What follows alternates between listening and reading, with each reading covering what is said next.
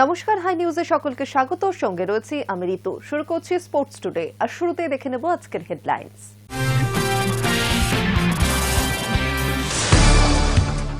মাঠের বাইরের উত্তাপ 22 গজে। অনূর্ধ্ব-19 বিশ্বকাপে টসের পর বাংলাদেশের অধিনায়কের সঙ্গে হাত মেলানো না ভারতের অধিনায়ক আয়ুষ মাত্রে। একেই বলে কামব্যাক। নিউজিল্যান্ডের বিরুদ্ধে টি-20 সিরিজে দলে ঢুকলেন শ্রেয়াস আইয়ার। বিশ্বকাপের ঠিক আগেই প্রথম 3টি টি-20 ম্যাচের জন্য জাতীয় দলে ফিরলেন শ্রেয়াস। কেন্দ্রীয় ক্রীড়ামন্ত্রী মনসুখ মান্ডব্যের হস্তক্ষেপে অবশেষে কেটেছে আইএসএল জট। এই পরিস্থিতিতে নিজেদের বেতন কমিয়ে খেলার সিদ্ধান্ত নিয়েছে এফসি গোয়ার প্রথম দলের সকল ফুটবলার সহ সাপোর্ট স্টাফরা। কিন্তু এবার এই সিদ্ধান্ত নিয়ে স্পষ্ট বার্তা ফুটবলারদের আন্তর্জাতিক সংগঠন ফিফপ্রোর। মাঠের বাইরের উত্তাপ 22 গজেও। অনূর্ধ্ব-19 বিশ্বকাপে টসের পর বাংলাদেশের অধিনায়কের সঙ্গে হাত মেলান না ভারতের অধিনায়ক আয়ুষ মাত্রে। এর আগে এশিয়া কাপে ভারত পাকিস্তানের ম্যাচেও অধিনায়করা হাত মেলাননি। এবার সেটাই দেখা গেল ছোটদের বিশ্বকাপেও। মাঠের বাইরের উত্তাপ 22 গজেও। অনূর্ধ্ব-19 বিশ্বকাপে টসের পর বাংলাদেশের অধিনায়কের সঙ্গে হাত মেলালো না ভারতের অধিনায়ক আয়ুষ মাত্রে। এর আগে এশিয়া কাপে ভারত পাকিস্তানের ম্যাচে অধিনায়করা হাত মেলাননি। এবার সেটাই দেখা গেল ছোটদের বিশ্বকাপে। বাংলাদেশে ভারত বিদ্বেষ এই মুহূর্তে আকাশচুম্বী। বাংলাদেশের ক্রিকেটার মোস্তাফিজুর রহমানকে আইপিএলে খেলতে না দেওয়ার কারণে সেই বিরোধিতা আরও তীব্র হয়েছে। আরও পিছনে দেখা যাবে বাংলাদেশে হিন্দু হত্যার প্রেক্ষিতে ভারতে প্রতিবাদ ওঠে। তার জন্য আইপিএলে নিষিদ্ধ করা হয় বাংলাদেশি পেসারকে।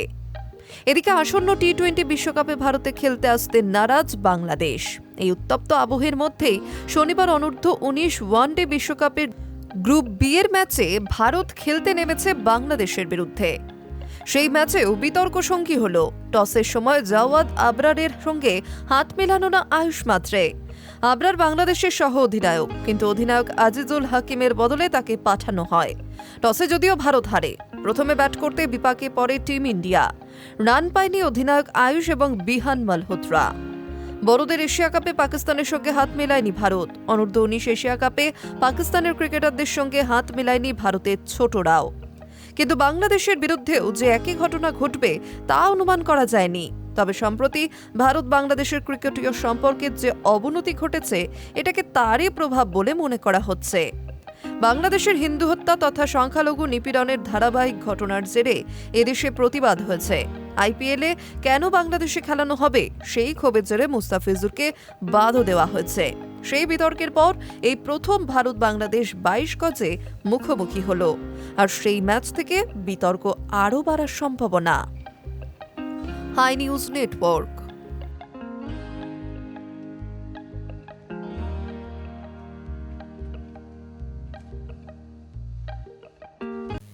বড়দের পথে ছোটরা। যেভাবে হাস্যকরভাবে পাকিস্তানের সিনিয়র দলের ক্রিকেটাররা আউট হয়েছেন, সেই ধারা বজায় রেখেছেন তরুণরাও। অনূর্ধ্ব-19 বিশ্বকাপেও তার প্রমাণ দিল পাকিস্তানিরা। ইংল্যান্ডের বিরুদ্ধে আলী রাজা যেভাবে আউট হলেন তা দেখে হাসির রোল নেট পাড়ায়। বড়দের পথেই ছোটরা। যেভাবে হাস্যকরভাবে পাকিস্তানের সিনিয়র দলের ক্রিকেটাররা আউট হয়েছেন, সেই ধারা বজায় রেখেছেন তরুণরাও।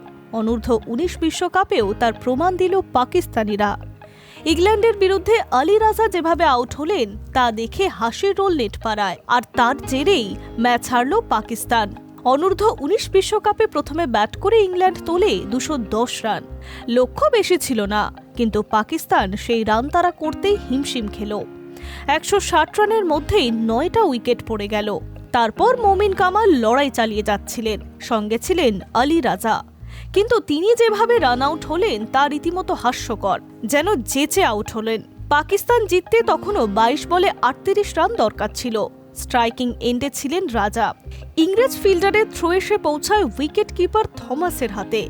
একদিকে বল তার দিকে আসছে, অন্যদিকে রাজা লাইন থেকে পিছিয়ে যান। যেন বলকে উইকেট কিপারের হাতে যাওয়ার জন্যই রাস্তা করে দিলেন তিনি। খেয়ালই করেননি যে তিনি বা তার ব্যাট ক্রিজের মধ্যে নেই। এই সুযোগ ছাড়েননি থমাস। বিদ্যুতের গতিতে স্টাম্প ভেঙে দেন। থার্ড আম্পায়ারের সাহায্য নিয়ে আউট দেওয়া হয় রাজাকে। পাকিস্তানের ইনিংসও থেমে যায়। তারা 37 রানে হারে। যা দেখে অনেকেই মনে করছে এশিয়া কাপে ভারতের বিরুদ্ধে মোহাম্মদ নওয়াজের আউট হওয়ার কথা। 1 রান নেওয়ার পর দ্বিতীয় রান নিতে চেয়েছিলেন, সেটা সম্ভব না দেখে ফিরে আসেন তিনি। সহজেই ক্রিজে ঢুকে যেতে পারতেন, কিন্তু সেটা তিনি করেননি। সেই সুযোগে ভারতের অধিনায়ক সূর্যকুমার যাদব উইকেট ভেঙে দেন। যতক্ষণে হুঁশ ফেরে ততক্ষণে তিনি আউট। আর এবারও সেই একই। Hi News Network. একেই বলে কামব্যাক। নিউজিল্যান্ডের বিরুদ্ধে টি-20 সিরিজের দলে ঢুকলেন শ্রেয়াস আইয়ার, যিনি ভারতের হয়ে শেষ টি-20 খেলেছেন 2023 সালের 3রা ডিসেম্বর। যদিও তারপর নিয়মিত পারফর্ম করেছেন শ্রেয়াস। এবার বিশ্বকাপের ঠিক আগেই প্রথম 3টি টি-20 ম্যাচের জন্য জাতীয় দলে ফিরলেন শ্রেয়াস আইয়ার। একেই বলে কামব্যাক। নিউজিল্যান্ডের বিরুদ্ধে টি-20 সিরিজে দলে ঢুকলেন শ্রেয়াস আইয়ার, যিনি ভারতের হয়ে শেষ টি-20 খেলেছেন 2023 সালের 3রা ডিসেম্বর, অর্থাৎ 2 বছরেরও বেশি সময় আগে। যদিও তারপর নিয়মিত পারফর্ম করেছেন। এবার বিশ্বকাপের ঠিক আগেই প্রথম 3টি টি-20 ম্যাচের জন্য জাতীয় দলে ফিরলেন শ্রেয়াস। কিউইদের বিরুদ্ধে সিরিজের চোটের জন্য ছিটকে গিয়েছেন ওয়াশিংটন সুন্দর। তার জায়গায় এলেন রবি বিষ্ণোই। প্রথম 3 ম্যাচে নেই তিলক বর্মা। 21 জানুয়ারি থেকে শুরু হচ্ছে নিউজিল্যান্ডের বিরুদ্ধে 5 ম্যাচের টি-20 সিরিজ। বিশ্বকাপের আগে যা সূর্যকুমার যাদবদের শেষ পরীক্ষা। কিন্তু সেই সিরিজের প্রথম 3টি ম্যাচে খেলতে পারবেন না তিলক বর্মা। এশিয়া কাপের নায়ক তিলক যে খেলতে পারবেন না তা আগেই জানা গিয়েছিল। আর ওয়ানডে সিরিজের প্রথম ম্যাচে চোট পান সুন্দর। দুজনেই বিশ্বকাপের দলে আছেন। সেখানে তারা খেলতে পারবেন কিনা সেই নিয়ে বিস্তারিত তথ্য জানানো হয়নি। তবে নিউজিল্যান্ডের বিরুদ্ধে তাদের বদলি হিসেবে নেওয়া হয়েছে শ্রেয়াস আইয়ার এবং স্পিনার রবি বিষ্ণোইকে। বিসিসিআইয়ের তরফ থেকে বলা হয়েছে তিলক বর্মাকে অস্ত্রোপচারের জন্য বৃহস্পতিবার সকালে হাসপাতাল থেকে ছাড়া হয়েছে। শুক্রবার তিনি হায়দ্রাবাদ ফিরে যাবেন। তিলক এখন ভালো আছেন, উন্নতিও করছেন। নিউজিল্যান্ডের বিরুদ্ধে প্রথম 3টি ম্যাচে তিলক খেলতে পারবেন না। বাকি 2টি ম্যাচে খেলবেন কিনা তা পরীক্ষা সাপেক্ষ। অন্যদিকে সুন্দরকে নিয়ে বলা হয়েছে, সুন্দরকে বিশ্রাম নিতে বলা হয়। তারপর বিসিসিআই সেন্টার অফ এক্সেলেন্সে তার পরীক্ষা হবে। ওয়ানডে সিরিজে সুন্দরের বদলি হিসেবে নেওয়া হয়েছে আয়ুষ বদোনিকে।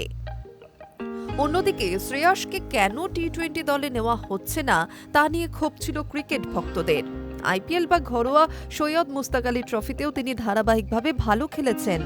এবার জাতীয় দলে কামব্যাক, তবে টি-20 বিশ্বকাপে তার খেলার কোনো সম্ভাবনা নেই বলেই মনে করা হচ্ছে। ভারতের নতুন টি-20 squad: Suryakumar Yadav, Abhishek Sharma, Sanju Samson, Shreyas Iyer, Hardik Pandya, Shivam Dube, Axar Patel, Rinku Singh, Jasprit Bumrah, Harshit Rana, Kuldeep Yadav, Varun Chakravarthy, Arshdeep Singh, Ishan Kishan, Ravi Bishnoi. Hi News network.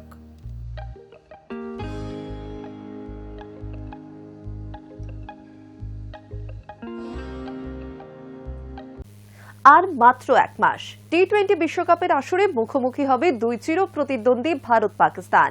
সেই ম্যাচ নিয়ে এখন থেকে উন্মাদনার পারদ, কারণ কার্যত জলের দরে ফলের রস পাচ্ছেন তারা।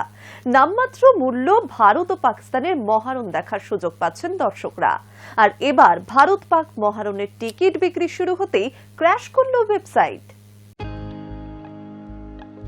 আর মাত্র 1 মাস টি-20 বিশ্বকাপের আসরে মুখোমুখি হবে 2 চির প্রতিদ্বন্দ্বী ভারত পাকিস্তান। সেই ম্যাচ নিয়ে এখন থেকেই উন্মাদনার পারদ। তবে এই ম্যাচ ঘিরে দর্শকদের পোয়াবারও। নামমাত্র মূল্যে ভারত ও পাকিস্তানের মহারণ দেখার সুযোগ পাচ্ছেন দর্শকরা, যার ফলে নিমেষে শেষ হয়ে গিয়েছিল প্রথম পর্বের টিকিটও। আর এবার ভারত পাক মহারণের টিকিট বিক্রি শুরু হতেই ক্র্যাশ করল ওয়েবসাইট। আগামী 15 ফেব্রুয়ারি ভারত পাক মহারণ। সেই ম্যাচের টিকিটের মূল্য শ্রীলঙ্কার মুদ্রায় মাত্র 1500, ভারতীয় মুদ্রায় মাত্র 439 টাকা। বিশ্বকাপের ইতিহাসে এখনো এত কম দাম ধার্য করা হয়নি কখনো। প্রথম পর্বের টিকিট নিয়ে এমনিতেই কারাকারি পড়ে গিয়েছিল। দ্বিতীয় পর্বের টিকিট নিয়েও যে কারাকারি পড়বে তা অনুমেয় ছিল। বাস্তবে দেখা গেল সেই একই চিত্র। টিকিট বিক্রি শুরু হতেই যেভাবে দর্শকদের ট্রাফিক জ্যাম হলো ওয়েবসাইটে, তাতে কয়েক মিনিটের মধ্যেই তা ক্র্যাশ করল। মনে করা হচ্ছে দর্শকদের চাপ সামলাতে না পেরে এই বিপত্তি। পিটিআই সূত্রে জানা গিয়েছে, টিকিট বুকিং এ সমস্যা হচ্ছে বলে অনেকেই টিকিট বিক্রির ওয়েবসাইট সংস্থাকে অভিযোগ করেছেন। পেমেন্টের সময় বহুক্ষণ অপেক্ষা করতে হচ্ছে। তাদের অভিযোগ, প্ল্যাটফর্মের সার্ভার এত ট্রাফিক আশা করেনি। তবে কত সমর্থক টিকিট কাটার জন্য একসঙ্গে ওয়েবসাইটে ঢোকার চেষ্টা করেছিলেন তা অবশ্য জানা যায়নি। উল্লেখ্য, এর চেয়ে কম মূল্যে ভারত পাকিস্তান ম্যাচের টিকিট আর কোনো দিনও টিকিট বিক্রি হয়নি বলেই দাবি করা হচ্ছে। কেন এমন পদক্ষেপ? আইসিসি সিইও সংযোগ গুপ্ত বলেছিলেন, যাতে টিকিট কেটে খেলা দেখতে পারে সকলে, আমরা সেটা নিশ্চিত করতে চেয়েছি। ক্রিকেটের এই উৎসবে আমরা যত বেশি সম্ভব মানুষকে শামিল করতে মুখিয়ে রয়েছি। আমরা চাই দূর থেকে না দেখে সবাই যেন মাঠে আসার সুযোগ পান। এমনিতেই ভারত পাক মহারণের টিকিটের চাহিদা চূড়ান্ত থাকে, তার উপর এত সস্তা টিকিট। সেই কারণেই দর্শকদের চাপ সামলাতে না পেরে ক্র্যাশ করল টিকিট ওয়েবসাইট। অবশ্য সমর্থকদের চিন্তার কোনো কারণ নেই, পরে আরও টিকিট ছাড়া হবে। Hi News Network. কেন্দ্রীয় ক্রীড়ামন্ত্রী মনসুখ মান্ডভিয়ার হস্তক্ষেপে অবশেষে কেটেছে আইএসএল জট। দেরিতে হলেও সংক্ষিপ্ত আকারে শুরু হতে চলেছে আইএসএল। এই পরিস্থিতিতে নিজেদের বেতন কমিয়ে খেলার সিদ্ধান্ত নিয়েছেন এফসি গোয়ার প্রথম দলের সকল ফুটবলার সহ সাপোর্ট স্টাফরা। একই পথে হাঁটতে পারে অন্যান্য ক্লাবও, কিন্তু এবার এই সিদ্ধান্ত নিয়ে স্পষ্ট বার্তা ফুটবলারদের আন্তর্জাতিক সংগঠন ফিফপ্রোর।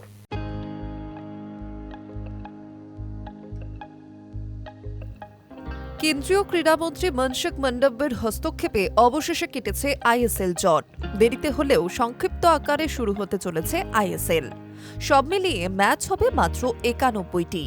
এই পরিস্থিতিতে নিজেদের বেতন কমিয়ে খেলার সিদ্ধান্ত নিয়েছেন এফসি গোয়ার প্রথম দলের সকল ফুটবলার সহ সাপোর্ট স্টাফরা। একই পথে হাঁটতে পারে অন্য ক্লাবও, কিন্তু এই সিদ্ধান্ত যেন প্লেয়ারদের সম্মতিতে ও সম্মান জানিয়ে নেওয়া হয়, চাপ দিয়ে নয়। সেটা স্পষ্ট করে দিল ফুটবলারদের আন্তর্জাতিক সংগঠন ফিফপ্রো।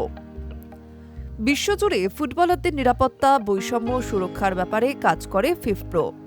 শুক্রবার তাদের এশিয়া ওয়াশিয়ানিয়া শাখার তরফ থেকে সোশ্যাল মিডিয়ায় আইএসএল নিয়ে দীর্ঘ বার্তা দেওয়া হয়। ভারতীয় ফুটবল দীর্ঘদিন বন্ধ থাকার পর শুরু হচ্ছে, ফলে ফুটবলাররা ইতিমধ্যেই অনেক আত্মত্যাগ করেছেন। নিজস্ব সঞ্চয় ভেঙে সংসার চালাচ্ছেন কিংবা অন্য কোনো পেশার সঙ্গে যুক্ত হয়ে পড়েছেন। ফিফপ্রো এই বিষয়ে সচেতন। তারপরও যে প্লেয়াররা পেশাদারিত্ব দায়বদ্ধতা দেখাচ্ছেন তার প্রশংসাও করা হচ্ছে। সেই সঙ্গে তারা সতর্ক করে দিচ্ছে, ফিফপ্রো সম্প্রতি জানতে পেরেছে কয়েকটি ক্লাব চুক্তিবদ্ধ খেলোয়াড়দের বেতন কমাতে চাপ দিচ্ছে। এই ধরনের পদক্ষেপ ফিফা এবং এআইএফএফ এর নিয়মাবলীর আওতায় খেলোয়াড়দের মৌলিক সুরক্ষাকে ক্ষুণ্ণ করে। ক্লাবগুলির কর্তব্য প্লেয়ারদের আর্থিক স্বার্থ দেখা এবং চুক্তির শর্তকে অপরিবর্তিত রাখা। তবে কোনো প্লেয়ার যদি স্বেচ্ছায় এই সিদ্ধান্ত নেয়, ফিফপ্রো তা সম্মান করে। কিন্তু যদি চুক্তির শর্ত পরিবর্তন করতে বাধ্য করা হয়, তবে তা অন্যায্য বলেই ধরা হবে। এক্ষেত্রে সেই প্লেয়ার সম্পূর্ণভাবে ফিফপ্রো ও ভারতীয় ফুটবলারদের সংগঠনের উপর ভরসা করতে পারে। শেষে তারা স্পষ্ট জানিয়ে দিয়েছে, লিগ শুরু করতে গিয়ে যেন প্লেয়ারদের মৌলিক অধিকারে হস্তক্ষেপ না করা হয়। এফসি গোয়া অবশ্য জানিয়েছে, ক্লাবের কঠিন সময়ে প্লেয়ার ও সাপোর্ট স্টাফরা বেতন কমানোর সিদ্ধান্ত নেওয়ায় তারা গর্বিত। ফলে মনে করা হচ্ছে এই সিদ্ধান্ত দুপক্ষের সম্মতিতেই নেওয়া হয়েছে।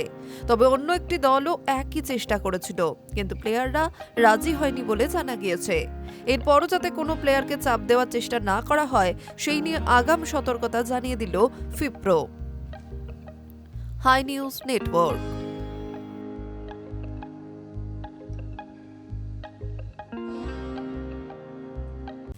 আগামী মাসের 14 তারিখ থেকে আইএসএল শুরু হওয়ার কথা। তবে দেশের শীর্ষ লিগ এবার হতে চলেছে সংক্ষিপ্ত ফরম্যাটে। খেলা হবে সুইস মডেলে। লিগের আগে সুখবর হলো, ফেডারেশনের অনুরোধ মেনে সংক্ষিপ্ত ফরম্যাটে আইএসএলকে স্বীকৃতি দিয়েছে এশিয়ান ফুটবল কনফেডারেশন। আগামী মাসের 14 তারিখ থেকে আইএসএল শুরু হওয়ার কথা। তবে দেশের শীর্ষ লিগ এবার হতে চলেছে সংক্ষিপ্ত ফরম্যাটে। খেলা হবে সুইস মডেলে। প্রতিটি দল প্রত্যেক দলের বিরুদ্ধে একটি করে ম্যাচ খেলবে। লিগের আগে সুখবর হলো ফেডারেশনের অনুরোধ মেনে সংক্ষিপ্ত ফরম্যাট আইএসএলকে স্বীকৃতি দিয়েছে এশিয়ান ফুটবল ফেডারেশন। আইএসএলকে স্বীকৃতি দেওয়ার ব্যাপারে এশিয়ান নিয়ামক সংস্থাকে আগেই জানিয়েছিল এআইএফএফ। ফেডারেশন যেখানে বিশেষ পরিস্থিতির কথা তুলে ধরে বলে আইএসএল এর সংক্ষিপ্ত ফরম্যাটকেও যেন স্বীকৃতি দেওয়া হয়। অবশেষে বৃহস্পতিবার এএফসি একটি চিঠি দিয়ে জানিয়েছে সর্বভারতীয় ফুটবল ফেডারেশনের আবেদন মঞ্জুর করেছে তারা। অর্থাৎ আইএসএল বিজয়ী এবং সুপার কাপ বিজয়ীদের এএফসি স্লট পেতে আর কোনো সমস্যা রইল না। তবে এক্ষেত্রে দুটি প্রতিযোগিতার চ্যাম্পিয়ন দলকে কোয়ালিফায়ার খেলে এএফসির মূল পর্বে যেতে হবে। আগে আইএসএল লিগশিল্ড চ্যাম্পিয়ন দল সরাসরি মূল পর্বে খেলার ছাড়পত্র পেত, এবার থেকে তা আর পাচ্ছে না। কোনো দেশের শীর্ষ লিগকে এএফসির অনুমোদন পেতে গেলে কিছু শর্তাবলী মানতে হবে। প্রধান শর্ত হল ম্যাচ ক্রাইটেরিয়া, অর্থাৎ লিগে কোনো দলকে ন্যূনতম 24টি করে ম্যাচ খেলতে হবে। তবে এবারের আইএসএল এর হবে সংক্ষিপ্ত ফরম্যাটে, তাই এই কোটা পূরণ করা কোনোভাবেই সম্ভব নয়। এই সবকিছু উল্লেখ করে এএফসিকে জানিয়েছিল ফেডারেশন দেরিতে লিগ শুরু হওয়া ম্যাচগুলির আগের মতোই হোম ও অ্যাওয়ে ভিত্তিতে হবে, তারপর আগের মতোই নকআউট। উল্লেখ্য, প্রত্যেক ক্লাব কিছু হোম ম্যাচ খেলবে, কিন্তু অ্যাওয়ে ম্যাচও খেলবে। ক্লাবগুলি ঠিক করবে কোন ম্যাচ তারা হোম ম্যাচ এবং কোন ম্যাচ অ্যাওয়ে ম্যাচ তারা খেলতে চায়। 14টি দল নিয়ে আইএসএল শুরু হতে চলেছে, অনেক কিছুই কাটছাঁটো করা হচ্ছে ইতিমধ্যেই। যেখানে ম্যাচ হবে 91টি। বৃহস্পতিবার দিল্লিতে এআইএফ এর বার্ষিক সাধারণ সভায় এএফসির প্রতিনিধিরা উপস্থিত ছিলেন। সব দিক বিবেচনা করেই এএফসির এই স্বীকৃত ভারতীয় ফুটবলের জন্য নিঃসন্দেহে দুর্দান্ত এক খবর। এতে ক্লাবগুলিও উপকৃত হবে, কারণ এএফসি স্বীকৃতি দেওয়ার পর এএফসি ক্লাব প্রতিযোগিতায় অংশ নেওয়ার ব্যাপারে আর কোনো বাধা রইল না। Hi News Network.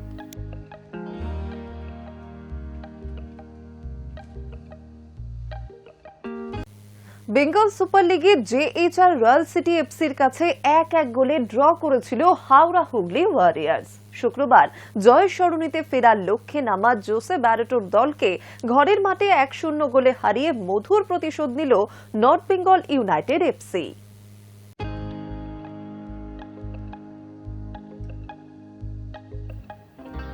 Bengal super লিগে টানা 2 ম্যাচে 7 গোল দেওয়ার পর গত ম্যাচে জেএইচআর রয়্যাল সিটি এফসির কাছে 1-1 গোলে ড্র করেছিল হাওড়া হুগলি ওয়ারিয়ার্স।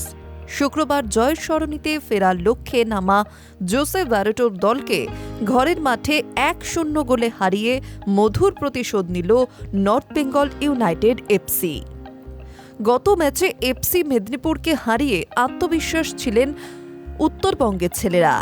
শুরু থেকেই আক্রমণাত্মক ছিলেন তারা। হাওড়া হুগলির বক্সে একাধিকবার হানা চালান নর্থ বেঙ্গলের ফুটবলাররা।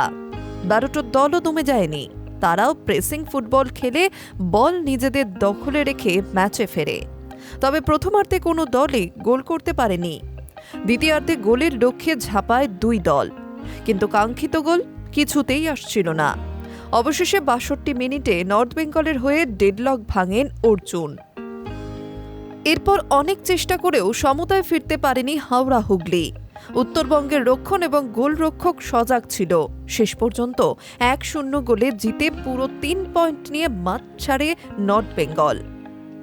2 দলের প্রথম সাক্ষাতে 2-1 গোলে জিতেছিল ব্যারেটোর দল। তবে ফিরতি লেগের ম্যাচে বিপক্ষের ডেরায় গিয়ে জয় ছিনিয়ে নিল পাহাড়ের দল। ম্যাচ হেরে গেলেও এই মুহূর্তে পয়েন্ট টেবিলের শীর্ষে রয়েছে হাওড়া হুগলি। 12 ম্যাচে তাদের পয়েন্ট 23। দ্বিতীয় স্থানে রয়েছে সুন্দরবন বেঙ্গল অটো এফসি। 11 ম্যাচে তাদের পয়েন্ট 20। 11 ম্যাচে 20 পয়েন্ট নিয়ে তৃতীয় স্থানে জেএইচআর রয়্যাল সিটি। 4 বর্ধমান ব্লাস্টার্স। 11 ম্যাচে তারা 17 পয়েন্টে। 5 উঠে এসেছে নর্থ বেঙ্গল ইউনাইটেড এফসি। 11 ম্যাচে 17 পয়েন্টে তারা। 10 ম্যাচে 15 পয়েন্ট নিয়ে পঞ্চম নর্থ 24 পরগনা। এরপর 11 ম্যাচে 8 পয়েন্ট নিয়ে রয়েছে এফসি মেদিনীপুর। জয়হীন কোপা টাইগার্স সবার শেষে, তাদের point 2। Hi News network.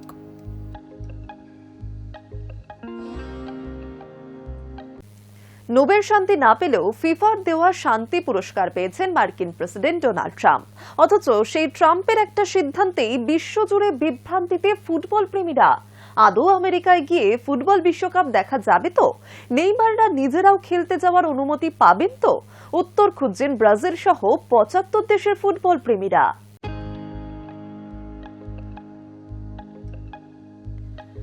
FIFA football বিশ্বকাপের গ্রুপ বিন্যাস এবং সূচি ঘোষণার মঞ্চ থেকে তাকে পুরস্কৃত করেছে ফিফা। নোবেল শান্তি না পেলেও ফিফার দেওয়া শান্তি পুরস্কার পেয়েছেন মার্কিন প্রেসিডেন্ট ডোনাল্ড ট্রাম্প। অথচ সেই ট্রাম্পের একটা সিদ্ধান্তেই বিশ্বজুড়ে বিভ্রান্তিতে ফুটবল প্রেমীরা।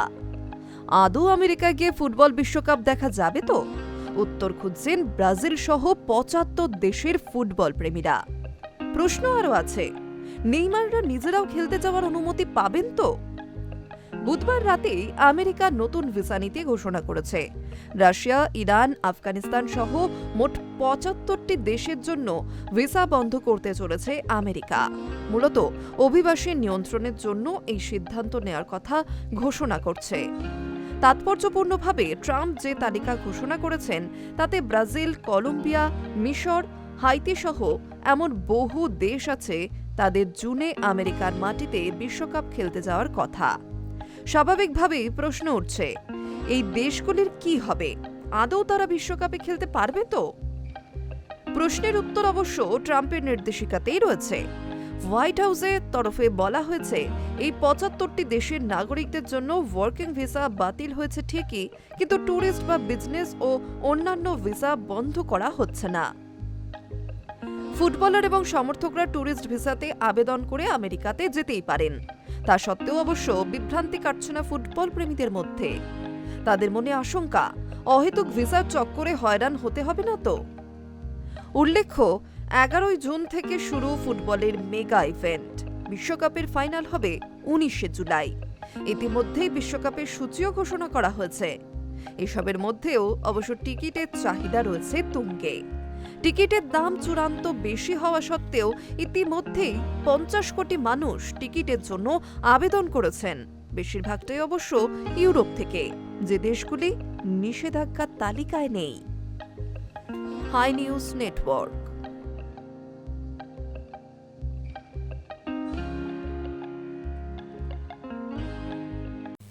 স্পোর্টস টুডে আজ এই পর্যন্তই। আরও অন্যান্য খবরের জন্য নজর রাখুন হাই নিউজে।